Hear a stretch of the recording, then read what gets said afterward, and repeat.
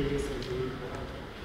हम हमेशा यही सोचते हैं कि बचपन में, लेकिन वो दिन बस याद आता है।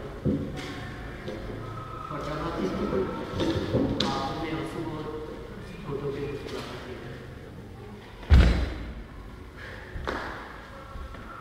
मैं आपको आज अपने बड़े भाई साहब के बारे में बताऊंगा। मेरे भाई साहब मुझसे 5 साल बड़े थे, लेकिन केवल 3 दर्जे रहे। उन्होंने भी उसी उम्र में पढ़ना शुरू किया जिस उम्र में मैंने शुरू किया, लेकिन तालीम जैसे महत्व के मामले में वो जल्दबाजी से काम लेना पसंद न करते।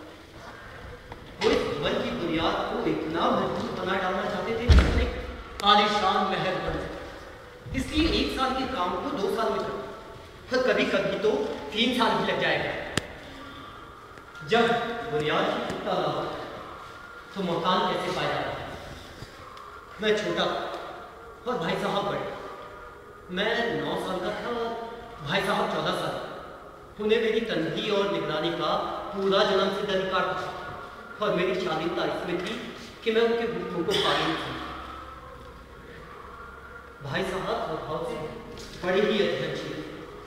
हरदम किताबें खोले बैठे, और कभी किसी किताब पर तो कभी कॉपी के हाशियों पर कुत्ते, बिल्ली और चिड़ियों की तस्वीरें बनाए। कभी किसी वाक्य को 10-20 बार लिख डालते, तो कभी किसी शेर को सुंदर सुंदर अक्षरों से नकल करते।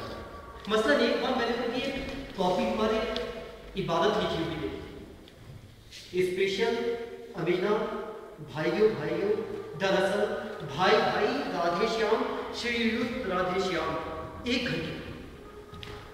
पर नीचे एक आदमी का चेहरा बना।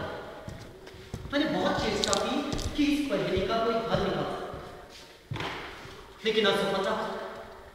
भाई साहब 9वें दर्जे में थे और मैं 5वें में। उनके शब्दों को समझना जैसे मेरे लिए छोटा होना बड़ी बात है। मेरा जी तो पढ़ाई में बिल्कुल ही नहीं। 1 घंटा किताब लेकर बैठना भी पहाड़ था।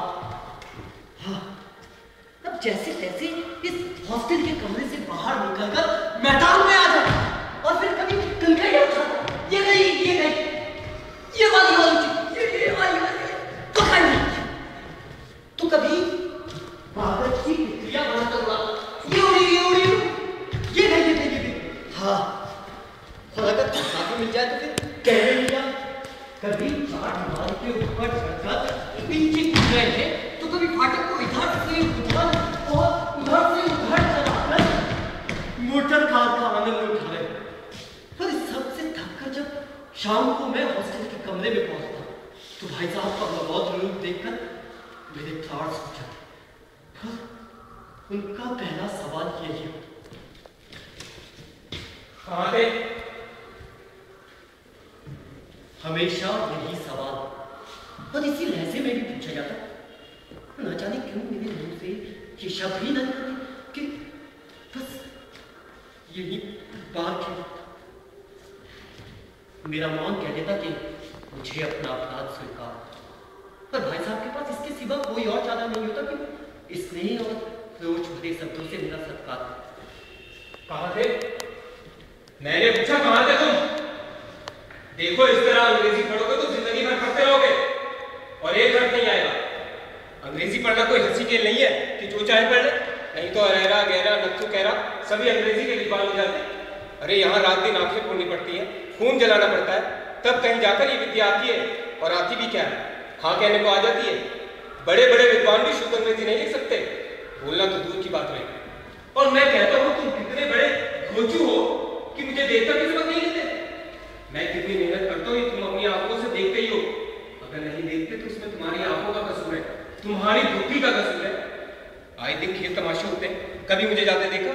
रोज हॉकी, क्रिकेट और फुटबॉल के मैच होते हैं, मैं पास नहीं पढ़ता, हमेशा पढ़ता रहता हूँ। उस पर भी एक एक कर्जे में 2-2, 3-3 साल लग जाते हैं। फिर तुम किस तरह आशा करते हो कि यूं खेलकूद में वक्त गवाकर पास हो जाओगे? मुझे तो 2-3 साल ही लगते हैं, लेकिन तुम उम्र भर इसी कर्जे में पड़े सकते रहोगे। और सुनो, अगर तुम्हें यूं ही जिंदगी गंवानी है तो बेहतर है गांव चले जाओ और मजे से गिल्ली डंडा खेलो। दादाजी की की गाड़ी कमाई के रुपए क्यों बर्बाद करते हो?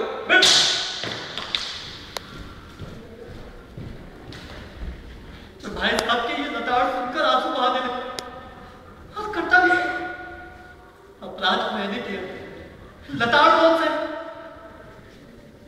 भाई साहब तो उपदेश देने की कला में निपुण थे, ऐसी ऐसी लगती बातें कहते, ऐसे ऐसे सूखती बाढ़ चलाते कि मीठे जिगर के टुकड़े टुकड़े हो जाते और हिम्मत टूट जाती। मैं निराश होकर कुछ देर के लिए सोचने कि क्यों ना घर चला जाए, जो काम मेरे बूते के बाहर है उसमें हाथ डालकर क्यों अपनी जिंदगी को खराब कर। मुझे अपना मूर्ख बना रहना मंजूर था, लेकिन इतनी मेहनतों के नाम से तो मुझे चक्कर आने लगता।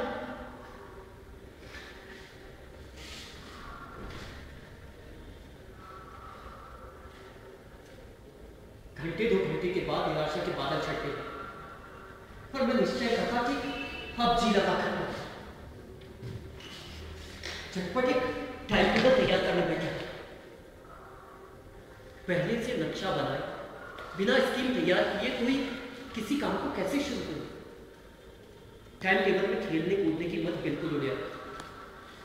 सुबह प्रातः उठना, मुंह हाथ धोना, नाश्ता करना और पढ़ने बैठना। सुबह 6 से 8 बजे तक इंग्लिश, उसके बाद 8 से 9 हिसाब और 9 से 9:30 भूगोल, फिर भोजन और विद्यालय से वापस आकर कुछ देर आराम, फिर 4 से 5 इतिहास, 5 से 6 कंपोजिशन और फिर हॉस्टल के सामने आधे घंटे टहलना, 6:30 से 7 तक ग्रामर, उसके बाद भोजन और भोजन के बाद 8 से 9 अनुवाद, 9 से 10 हिंदी और 10 से 11 अन्य विविध विषय, फिर विश्राम। लेकिन टाइम टेबल बना लेना एक बात और उस पर अमल करना दूसरी बात। पहले ही दिन से